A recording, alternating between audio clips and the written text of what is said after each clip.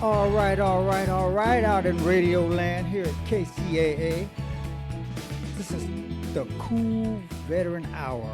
I'm your host, Charles Whitehead, and today we're going to, well, actually, this is the last day of the year, the last show of the year for us, so we're just going to kind of do a random talk about whatever we want to talk about, more or less some of the things that have transpired this year. And we'll talk a little bit about Christmas because, it is the Christmas season and, you know, we are blessed to be here. And I certainly know that myself. And I don't know if my co hosts are online yet, but when they get here, we'll talk more. But basically, it's all about the Cool Veteran Hour. We're here at KCAA Radio, 1050 AM and 106.5 FM. And of course, that's the station that leaves no listeners behind. And we want to give it up to Joe, our engineer, who's always the one that's making everything go. So, how's it like? Well, what is it like for you guys out there to the end of the year? I know I don't have a script, and I don't use scripts. I just kind of go. I like to wing it. This is the way I am. I've done scripted shows before, and I really didn't like them. I like to just get in there and we talk about it. We talk about whatever we want to.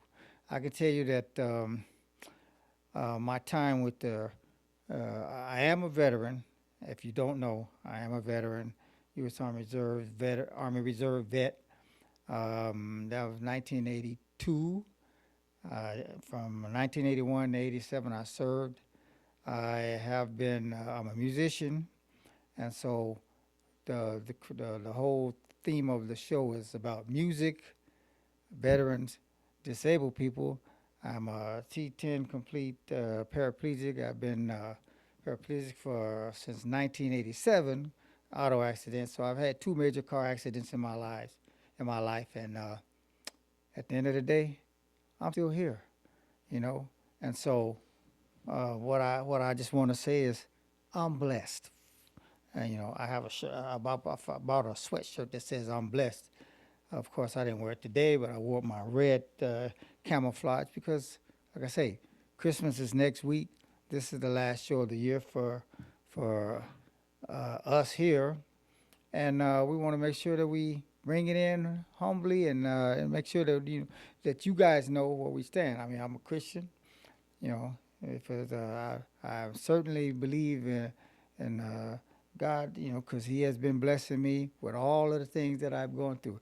I mean, just recently, I was in the hospital for 10 days, and I actually did. I did the show from my hospital room, my hospital bed. As I had doctors and people walking in and out of the room, I still did it because you know what? It's important to me. I'm not one of these people that likes to, oh, let's just have it all perfect. Nah, you know what? This is reality. This is a reality radio show that talks about life, people, and the things that go with it. So, um, if you're out here and you're listening, you want to give us a call, you can call in 909 and that's the Cool Veteran Hour. We're here on KCAA radio, and a little bit of my voice is kind of scraggly, but I'm here. So, at the end of the day, I want to talk about music, veterans, and disabled people, and of course, the events that happen. And I can just kind of review a little bit about what's going on with my life this year. I did a lot of traveling, um, some with the PVA, the Paralyzed Vets of America, but I'm no longer with the PVA for reasons that we won't talk about today. I'm I'm still involved with veterans, and I can say that some of the accomplishments of the that I've been involved with include going to Washington D.C. and advocating for veterans on Capitol Hill. That was good. That was a good thing. And we were making strides over there, and they continue to. Um, while I was in Washington D.C., I was honored with an award from the American Rosie Movement. If you're not a if you're not if you're not a familiar with the American Rosie Movement, it's the when you see the lady doing the little muscle thing, the arm, that's they were Rosie the Riveters. These were the ladies that helped to do the to rivet airplanes and during the Two, World War Two, and while the men went away to fight, and so they call them Rosie the Riveters. But not all of the ladies um, were riveters. And the founder of the American Rosie Movement and I have been working together for some 5 or 6 years, and so I got to give it up to her. Her name is Ann, and I'll just Ann is just she's 85, 86 years old. She caught a flight from West Virginia. She doesn't drive, and she is she disabled, but she caught a flight from West Virginia to Washington D.C. She left at 4 in the morning, got to D.C. At 7. She calls me up. Oh, I'm downstairs. She's in the lobby where my hotel was at. We meet, we talk about what we want to do. Um, the rest of my crew and I, we along with Ann, we went to the office building in Washington D.C. and she presented me this award, the Rosie Model Rosie Veteran, and so that was a nice thing. And believe it or not, Ann, when we finished, we went and had dinner, and she got back on the airplane, flew home the same day. I got to give that up to her. 85, 86 years old. When you can come in, starting off at 4 in the morning, and you get home. I think she told me she got home after 12 or 1. It was a long day for her, and she did these things, and I appreciate her. I really appreciate her, and we continue to talk. I continue to work with the American Rosie Movement, and so this was something that was nice, and just beginning the other things that we started, a food program and a food bank, and unfortunately, that was halted, and again. I won't go into detail on that, but we're renewing it and we're making it work in a better way. We're going to move it over, and I mean it's just these things are good things. We had programs where we have horse projects. We got like Elizabeth Yell, the co-host. She comes in and she's got all of these business tips and business connections and things that veterans need. She's a Navy veteran. And then you have Martha Varela. She comes in and she's a big. She's like the one that helped get the food program, the food bank, and all of these things going. And she's a big help. As a collectively, we're all doing our thing to try to make sure that our government, which is not supporting a lot of things, is being we're filling in gaps, put it that way, where the government won't, because there is food insecurity, there is housing insecurity, there are all kinds of insecurities. Unemployment is up right now. The economy isn't the greatest. I mean, food prices are up, but people tend to get out and do what they want. And I mean, if you have to, you get out and you find resources. There are resources out there. It's just a matter of doing your homework to find them. And I feel like hey, for me, I've been blessed. I've been blessed. I keep track of this. There's a point where I had 9 different hospitals that I've been in before. Before this past month and a half ago, I was in the 10th, and I can name them all off to you for different reasons. From the point of me being a teenager until now, I'm 62 years old, and I can tell you right now, I feel as great as I've ever felt in my life. I might not be my health may not be at 100%, but I feel great. I feel as though, hey, I'm still out here doing the things I love to do, and this is perfect for me. I mean, this is what people want to do. They absolutely want to be part of just things. I'm able to do the music thing. I have this band per se, and so what we do here on the show is we go to break and we play music by per se, or myself. I have singles and I have songs with the band per se that you can check us out at persetheband.com or check us out on like Facebook. We're per se. That's PERSE. Two different words. Per se. And so I'm enjoying life. I'm enjoying being here for the last. Let's see. I went into the hospital on September the 29th. Had a fender bender. My car was in the shop from, I want to say 5 or 6 days after that. And I came home after 10 days. I was at home and I stayed at home until this past Tuesday when I went to go pick my car up.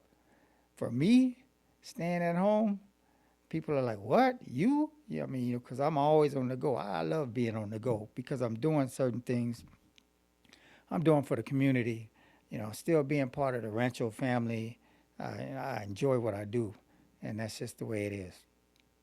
Not everybody does enjoy what they do.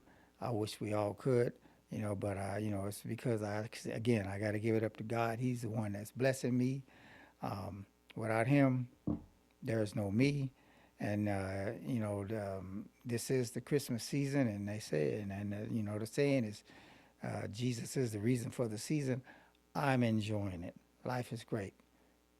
Does that mean I'm rich and have $1 million? No, but I enjoy life.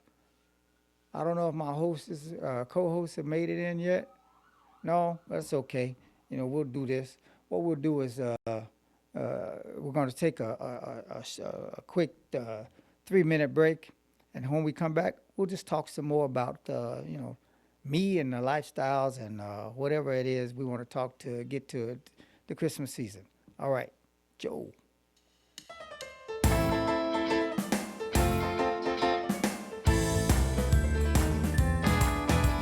Allow us to tell you it's plain, it's simple. Rosie, we want to say thanks. With an American spirit, we want you to hear it. In unity, we want to say thanks. Now you've got a brave heart, serve with a good start, and you have a riveting smile. You serve DC, west of Kentucky, all across America. Now we're lucky you came home with your riveting smile. Thank you, Rosie, with your riveting smile.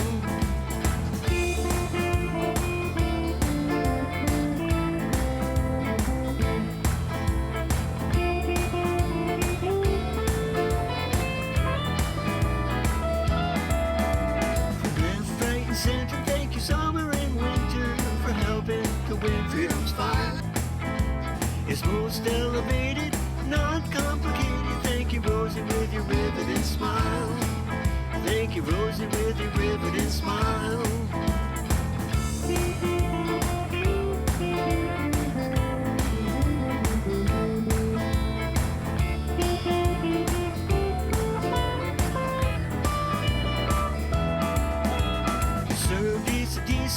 West of Kentucky, all across America. Now we're lucky you came home with a riveting smile.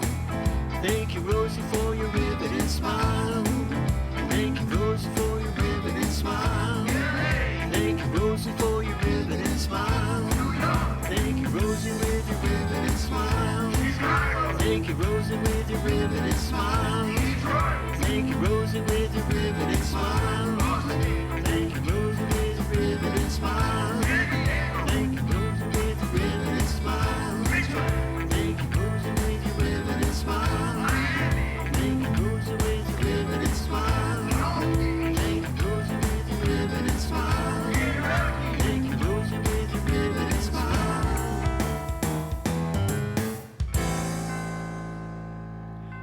All right, we are back. Yes, that Rosie the Riveter song, myself and the guys of it per se, we wrote, well, we actually didn't write the lyrics, but we did produce the music for the lyrics. And this was Rosie's, they wanted this to become a song. And I said, okay, let's do this. So we took the lyrics and and she sent me like a guitar. Somebody played a guitar, and she sang to the background. She sang to the guitar, and with the lyrics, and she sent me the written lyrics. So we did what we did is we took the lyrics and made this song for her and sent it to her. It's like, this is totally on you. You can have it. It's free. We don't, we're not in this one for the money at all, anything like that. And so there it is. We have that Rosie the Riveter song. You know, again, it's Christmas is coming, and we're wrapping up the new year, wrapping up the old year soon. I wrote a poem, and it's about 10 years ago. Because you know how people are always talking about, oh yeah, what I want for Christmas. I want this, I want that, I want, they want all of these gifts and all of these other things. But about 10 years ago, I sat down and I said, you know what? Why are we always talking about what we do want for Christmas? And I turned out and I said, I think I'll write it was a poem, and it's called What I Don't Want for Christmas. And I thought I had, it was somewhere in my stuff, but I'm going to read to you this poem that I wrote 10 years ago. And usually I have music that goes with it, but that's okay. We can do without the music, unless Joe has some kind of instrumental, just something soft. Yeah, well, like I say soft, and I should have provided the music, but I didn't. Anything that's instrumental, like some kind of jazzy, Christmassy. It doesn't have to be, oh yeah, we're doing this on the fly, right? Yeah, and you can turn it down a little bit. Because I'm going to speak. This is called What I Don't Want for Christmas. What I don't want for Christmas is to see a sad face of a child who seems so lost and looks so out of place. What I don't want for Christmas is to know that we can help, yet sit back and do nothing, only thinking of ourselves. What I don't want for Christmas, it's not necessarily material things. I'd rather go and help someone and see the joy my help can bring. What I don't want for Christmas is for people to get in gear, to give so much on Christmas Day, but give nothing the rest of the year. What I don't want for Christmas is for us to take for granted the blessings that are sent our way, but to not really understand it. What I don't want for Christmas is to hear of someone going in debt and keep spending money on gifts, knowing their rent hasn't been paid yet. What I don't want for Christmas is to lose the meaning of what Christmas really is about. Jesus Christ and all of God's love. Amen, amen, and amen. Now that's what I don't want for Christmas. That's a poem I wrote 10 years ago. I think there's a modified version. Thank you for the music, Joe. Music of any kind sounds better when you sing it. And anytime I've gone into any poetry or anything like that, I've always just done music with my poems. It just makes it just gives it a different dynamic. So this is and these are the things that I don't want for Christmas, and that goes to the heart. I've lost a lot of family members. I mean, from the pandemic. During the pandemic, I probably lost some 30 or 40 friends and family during the pandemic. I mean, and there was a point where it was like one every 2 weeks, and it was hard to take into. It was losing family and friends and things like this. And I'm getting older, and I know once you get older, you tend to, the longer you live, the more friends you're going to see that, they're gonna pass away. But while I'm here, and I'm I'm having a great time doing this, I will keep on, and keep on doing what I do until I can't do it anymore. Right now, I'm blessed. I'm able to do this, and and I've been zooming before, long before the pandemic, probably some 10, 10, 15 years. Let's see, 2006, 7. Yeah, I've been using Zoom before with one of my friends, and so Zoom made it easier for us to meet and greet. And so for me, it's like, okay, this Zoom thing is really um, made it life easier for a lot of people. Whereas, I mean, now even certain trips you go on that used to be conferences for companies would have conferences. A lot of people don't go because they say, well, I don't need to go and be physically there if they're going to present whatever if somebody's doing any presentations, it's going to be online. You can go on now. It's streaming. It's on Zoom. It's on Teams. It's on, Skype or whatever um, platform, and a lot of that stuff is just it's great convenience. And I'm sitting here, and I'm glad to be here. This is Christmas time for me is a family. My mother passed away 3 years ago on Veterans Day.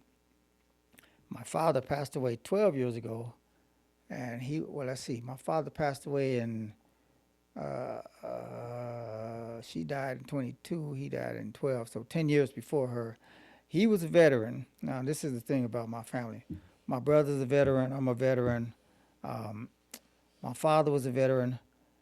My sister, well, she's not a veteran, but, my mother on Veterans Day, and I have a big family. I have my mother and my father had a lot of brothers and sisters. And when I say a lot, I'm talking big families. They were from Arkansas, so um, we're talking 30 uncles and aunts, and literally 30. I had to count them all.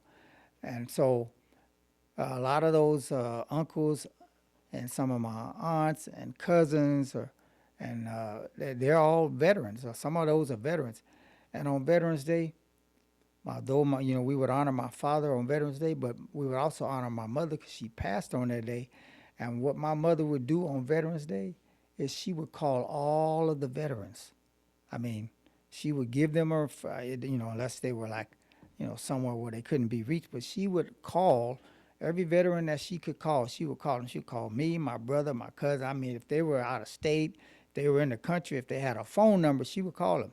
And so it was kind of befitting that she passed on Veterans Day.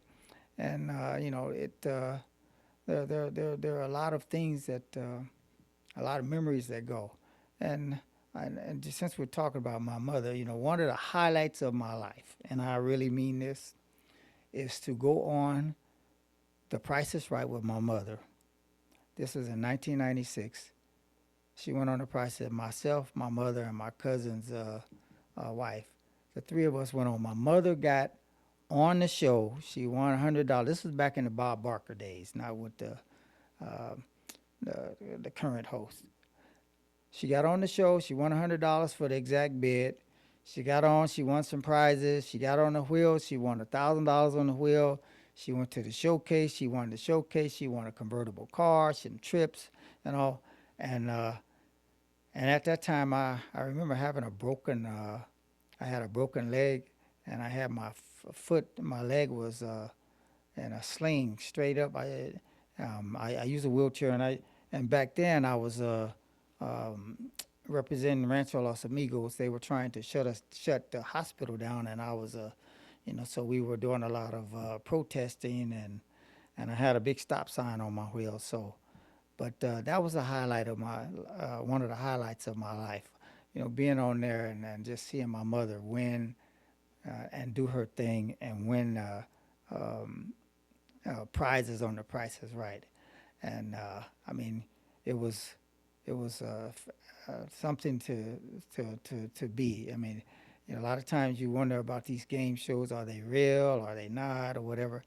And it was a blessing too, because my mother and my father went to go buy her a new car, and it was like the day before, a day or two before, and for some reason something happened. They didn't come back with the car for whatever reason. I don't know if it's that they didn't like it or whatever. They didn't find what they want. But then she turns around, we go to the show, and she wins a new car. And if I remember, Bob Barker asked her, said, well, if you win $10,000, what are you going to do? She said, if I don't win a car, I'm going to buy a car. And she ended up winning a car. And that was a highlight. That was one of the highlights of my life. I've had a lot of things that I've been involved with, and I'm still here. I'm blessed. And, this being the Cool Veteran Hour, this is an hour of me just kind of wrapping up, talking about things that happen in my life. And I don't mind sharing these things. It's Christmas time. I made the trip out here. This is probably the first time I've been here to the station in 2 months, 2+, because there was always events going on. I would be at the events. So I would call in from where I was. I was in the hospital. I called in and did the show from the hospital room. Okay, no big deal. And what I like about being a musician is I went to the hospital, and one of the nurses sings a lot. One of the doctors is a musician, and so I got a chance to talk to musicians while I was there. And so I make my stay. I was almost like I was at on a resort. I had so much fun working with the people, and and that was both hospitals. I went from Chino Valley to Kaiser in Ontario, but I enjoyed my stay there. Of course, I'm always bringing my, hey, let me have my computer so I can do things, So what we're going to do now is we're going to take us another quick little break. We'll go with one of the, did I give you the roads? Yeah, no, okay. Well, that's just anything. There you go.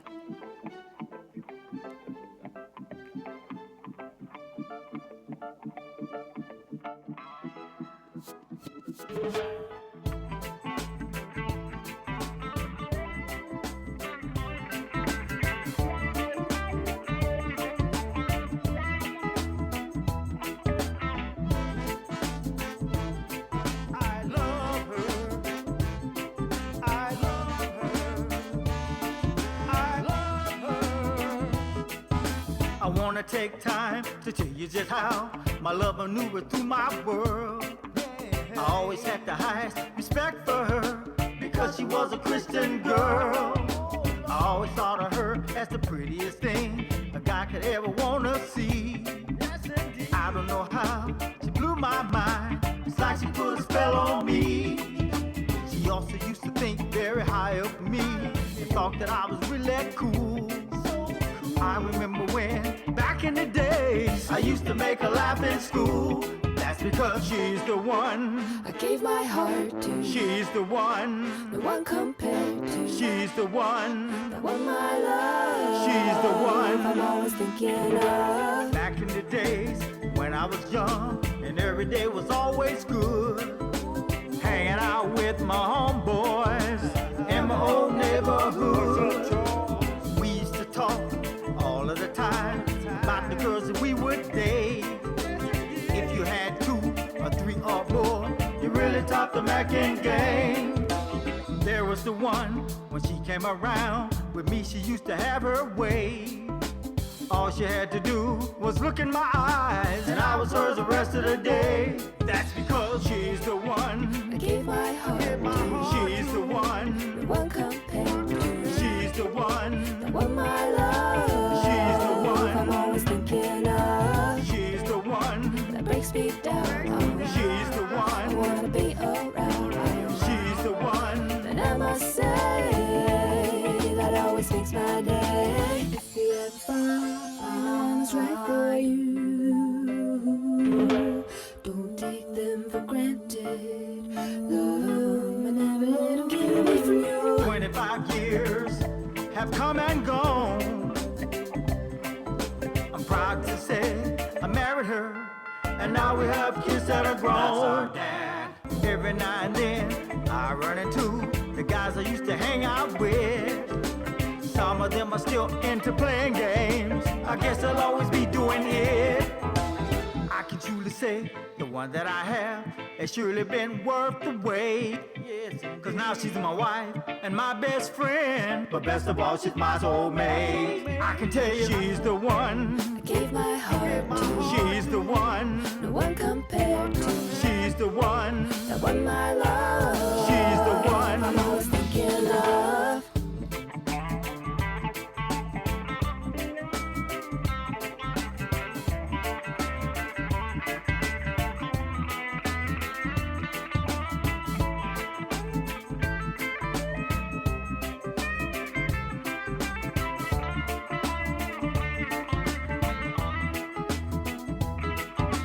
She's the one. I gave my heart to. She's the one. No one compared to. She's the one. The one my love. She's the one. I'm always thinking of. She's the one. That breaks me down. She's the I one. wanna be around. She's the one. And I must say. She's the one that always makes my day. Makes my day. Makes my day. Makes my day. Makes my day. Makes my day. Makes my day. All right. All right. Ooh, that's right. Mm-hmm. She's the one. I think I wrote that song like 4 years or so ago, and I've always just said, like, I'm not ready to publish it, but I'll play it. You know, it's like, I don't care. You know, I'm one of those guys who likes to just share the music, and, you know, this is what we do as musicians.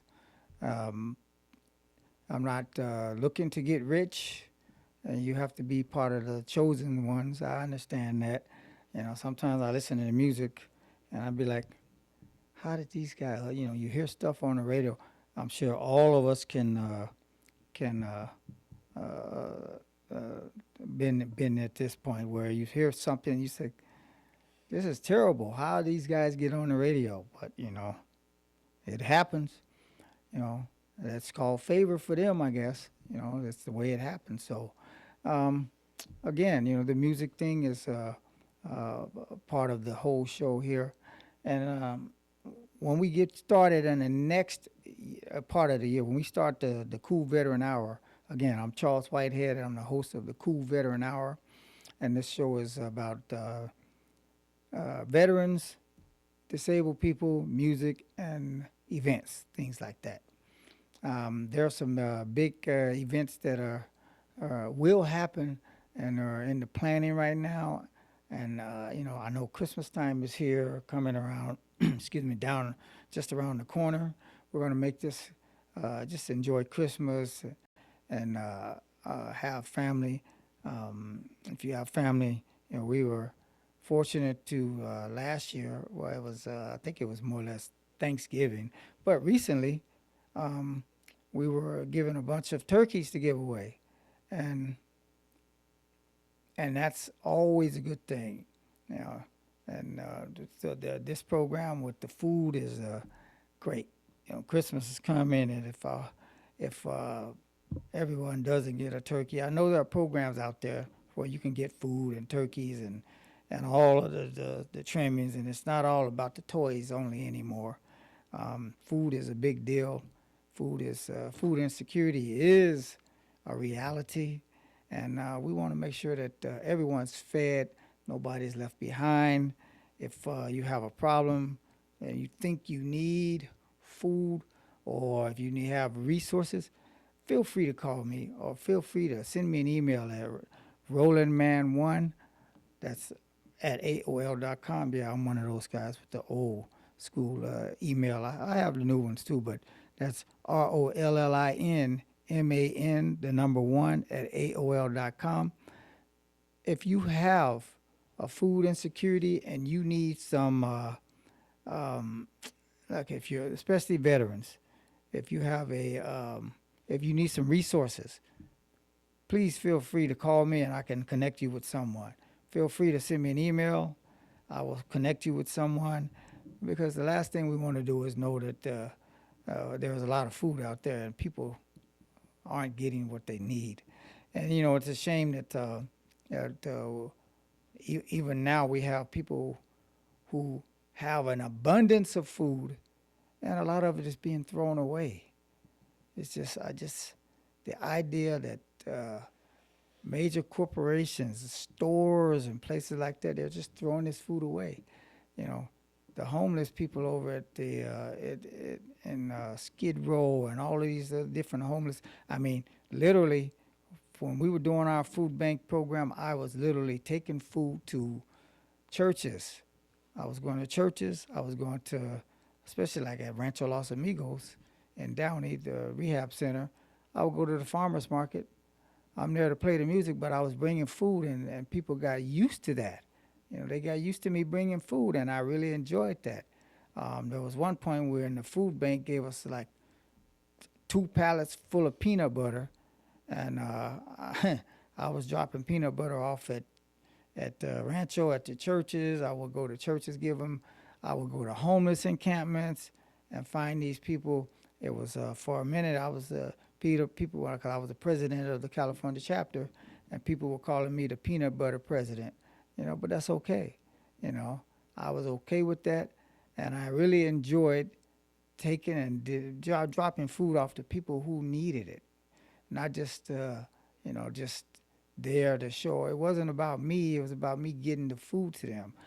So I went to churches and I went and helped pass out food sometimes, and I would take food there and deliver it too, and because it's you know, it's Christmas time, and it's unfortunate, but you know, the prices of everything is up right now, and people just can't afford to you know, have the Christmas meal that they want, or the Christmas meal that they've been having, or, you know, anything like that. But we want to make sure that every mouth gets fed, regardless. And if you know someone who needs food, you know, reach out, and maybe you can buy them something. Maybe, you know, don't be afraid to give your fellow citizen a little food. I know people will sit out and they have signs on the freeways and all of that stuff, but not everybody can do that. There are a whole lot of people that you don't see sitting out on those freeways who can't. And if you have a neighbor and your neighbor knows a neighbor or somebody, it's great to have food. So my thing is, I will continue to do that. Working on getting the food bank started back up, and it's going to be great, because I feel like, you know, I have an obligation to help anybody, and this is about anybody, not just veterans or disabled people or you know, people like that. The goal is to feed the community. Feed the community, and I'm one of them. I'm here. My purpose is to enjoy my life, and part of enjoying my life is I'm doing the things that I love to do. You know, I love the music. I love helping people. I love mentoring people. I've done that, and not just people who are disabled, people who have they're 100% healthier than the Board of Health, but yet, you know, I mean, you see it all the time. You see it on TV. You see the actresses, the actors, the entertainers, the musicians, and people are killing themselves. They're committing suicide. It's, you know, so happiness is not, or I should say, money is not the guarantee to happiness, for sure. And so that's just one side of it. But the food part, I'm here to help. Come Thanksgiving or Thanksgiving, come Christmas time, I'll do what I can if there's someone who needs something, reach out. You know, there are programs out there. We'll find food. We'll find someone who can, and again, me being associated with churches and things like that, there's food out there for people. I don't want to see a person go starving for Christmas. You know, it's one thing if you don't have, you can't get gifts for people. I get that, but food should be automatic for all of us, and I mean all of us. So, you know, we'll keep it up. That's one thing that I keep on pushing. The food, I enjoy it. You know, if there's and like I say, if you know someone who needs food, send me an email, and I will reach out. There are resources out there. You know, part of the review of the year again was being able to go to the Dodger games, and of course, the Dodgers ended up winning the World Series. So we talk a little about sports, and just being able to get out, and I've been able to go out and help events for the veterans, veterans and paralyzed veterans events. I provided the music, and I was even at some of those, I would give out food, and just I was having a ball, and the music thing I will continue to do until I am unable to do it. Music is my passion. Helping people is my very it's what it really helps my heart, because I'm all about the calmness, fairness. I don't get attitudes. I don't do anything like that. I refuse to be dragged into something where I'll be arguing with people. I don't argue. I'm very passionate about what I do, and what I do is I want to make sure that everyone around me has a chance to be fed and be happy. Of course, the be happy part is something that's so much harder to do, but here we are. I mean, we're rounding the corner on 2026, and before you know it, 26 will be hitting us here. We're turning 25 out, and we're just rounding the corner to 26, and before you know it, that'll be gone. There are a lot of things that are scheduled to happen, like the Olympics coming to LA in 28. So I'm kind of semi helping to push that. There are a lot of projects that are going to happen. There are a lot of benefits out there for veterans for Christmas, and just myself being here's one of my blessings that I just recently have received. My car had to go into the auto shop, because I had a fender bender, and so when it was there, I talked to the guy at the body shop and told him, if you don't know, I use a wheelchair, and so when I'm putting my wheelchair in my car, I scratch up my back door right behind the driver. It gets all scratched up because the chair is bumping it, scratching it up. So when the car was in the shop for the driver door, the fender, and the front and all of that, I asked the people at the shop, could they fix that, and I would just pay for it, to buff it down and paint it, and I'll pay for it out of pocket. And the gentleman said, sure, let me check it out. He put me on hold. He went outside. He said, yeah, I think we can work on that. He said, but I just want to do it, so we want to make sure you don't have to be, paying a whole lot out of pocket. I said, okay, well, thanks. I appreciate it. I'll do it. I'll that I can go with. About a week and a half later, he calls me back and he says, you know what? He said, I talked to the GM and the owner or whoever it was. He says, we're going to go ahead and fix that part too, and but at no charge. I was like, really? He said, yes, we're going to do it because you're a veteran, and we know what you're going through. And I don't know if he knew it, but I had just been admitted to the hospital, and I think they kind of know what was happening. I said, well, just being the veteran part was great. And so, okay, great. So when I went to go pick up my car this past Tuesday, I got into the shop, and the guy who was working on my case before wasn't there, and there was another guy. He had taken over like a few days before, and then he had called me like 4 or 5 days prior to. But when I got there, he says, oh, yeah, I had $1,000 deductible. He says, well, you know what? He said, what we're going to do is, because it was taking them a long time, and the people were like, hey, when your car going to be ready? And, I was fine because I was like, well, I'll just stay at home. But I was blessed. He says, you know what? Instead of $1,000 you were supposed to pay us, we're going to knock $250 off that. So, boom, another blessing. And I was like, oh, okay, well, thanks. I appreciate it. And, he was a veteran, and he understood, and so they blessed me. So for me, that was a $500 swing, maybe, cause somewhere in that range. And I said, okay, well, hey, that right there.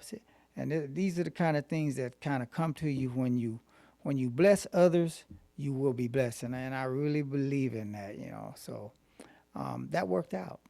So what we're going to do is we're going to go for another quick music break. And then when we come back, we'll finish up, and then we'll go into 26 and kind of give you a little heads up of what we might do then. There's a cool place just south of LA where the people go to work and the people go to play. So many sights for you to see. You can take the family through, like the Queen Mary ship and the aquarium too. Once a year you'll see cars racing in the streets. People come from everywhere, checking out the Grand Prix. Go to see a show or find a place to meet. The place you wanna go, where the people wanna be is in downtown Long Beach, Southern California, USA. Downtown in Long Beach, the city by the waterfront, where the people work and play. Downtown in Long Beach, higher in the air, you can see the skyline. You can even see the port that's busy all the time. From the shoreline, you can take off on a cruise or hang out at the beach and just enjoy the view. People seem to be out shopping everywhere. At the farmer's market, the freshest food is there. If you're going for a date or going just to see, something's always going on downtown in Long Beach. Downtown Long Beach, Southern California, USA. Downtown in Long Beach, the city by the waterfront, where the people work and play. Downtown in Long Beach, city of Long Beach, where the business people often meet. Downtown in Long Beach, there's always something going on when you get to Long Beach. Downtown in Long Beach, you might just fall in love with Long Beach. You might just fall in love with Long Beach. You might just fall in love in Long Beach. You might just fall in love in Long Beach. You might just fall in love. All right. Here we are. We're back. The Cool Veteran Hour, the last segment. We're, that song, Downtown Long Beach. I wrote that and went and presented it to the mayor and the city council of the downtown Long Beach, and they ended up hooking me up with the Convention Center Visitors Bureau, and they used that song for their new clients over at the Convention Center. I mean, I was at home once and sitting around, and I opened up a magazine and I saw the president of the Convention Center. I was like, what's he doing? He was at a Convention Center convention in Florida in the magazine, and he had a big screen TV or, projector, whatever it was. It was big. And right there in the middle of everything was black, and it said Charles Whitehead. I saw my name. I said, okay, he's out pitching this. They're promoting their stuff with my name, which is great. So what we're looking at to 2026, this is the age of AI. Artificial intelligence is here to stay. I can attest to that the fact that I have a gentleman that I work with. He's going to come on to the show with me, who has been doing this AI stuff for about 2+ years. He's been telling me about this when it was he was like, man, you got to see this stuff. And I was always kind of skeptical, and I said, I don't know, and it was, he's still doing it. And so when I got one of my mentors to call me up, and I'm talking about somebody who's worked with his first job was working with Aretha Franklin. At his engineering, he engineering her for Aretha Franklin. He says that whoever was supposed to be there didn't show up, and he got called in, and that was his first job. Aretha Franklin, and she's big time. And so over the years, he's had his own band, and just the guy's been working with all of the top names: Phil Collins, Lionel Richie, Michael Jackson. I mean, the list goes on. He's got music in movies, and how I know him is his brother, and his name is Magic Marino. Just so you know, Magic Marino is a great, one of my great mentors, and he actually introduced me or invited me to the NAMM show. If you've never been to the NAMM show, check it out. But the AI technology, Magic called me up and says that he has musicians who are into this. He says, you got to check it out. And I said, I have a friend who's been doing this, but I always thought it was kind of like cheating. He says, no. He says, if you're a songwriter, which I am a songwriter, but I'm used to writing my songs from A to Z, all the music, the lyrics, the drums, things like that. It used to be, I started off and I have 3 of those 26-track recorders, portable recorders, but I don't even use those anymore. I go directly into a computer now and straight into my DAW, and I use Logic, and I teach songwriting through Logic, songwriting to disabled people through Rancho Los Amigos' Wellness Center, and I told them about AI, and they said, "Wait a minute! I thought you were against AI." I said, "You know what? I've been bought. I've been convinced. I bought, but so I went in and I tested it, and I said, yeah, this is unbelievable. You get to copywriting stuff. Excuse me. And so AI, the technology is here, and it's coming. And I think if you haven't tried it out, I know they have nowadays people are putting out videos with all kinds of little crazy stuff going on. That's not real. When you got animals attacking each other in the jungle, and then people say, well, who's holding the camera? Well, we know that's AI. It's made up. There's a lot of made up stuff. And originally they were saying, oh, yeah, you got to be careful with this AI stuff because if it gets into the wrong hands, well, any technology we have now gets into the wrong hands. There's always somebody trying to scheme and scam and do whatever. So I'm just saying, and I'm just letting you know that AI technology is coming. In the new year, we're going to talk about AI. We're going to do some music samples, and I'll show you some stuff that's coming up. And in the 2026 year, this is the Cool Veteran Hour. We want to make sure that you know that this is KCAA, where no listeners were left behind, and we want to give it up to Joe, the engineer. I'm your host, Charles Whitehead. We'll be back in 2026, our first show. In the meantime, give me a call. And I want to thank my sponsors over at U2 Mobility, John, and the crew over there. That's it. I am your host, and I am out.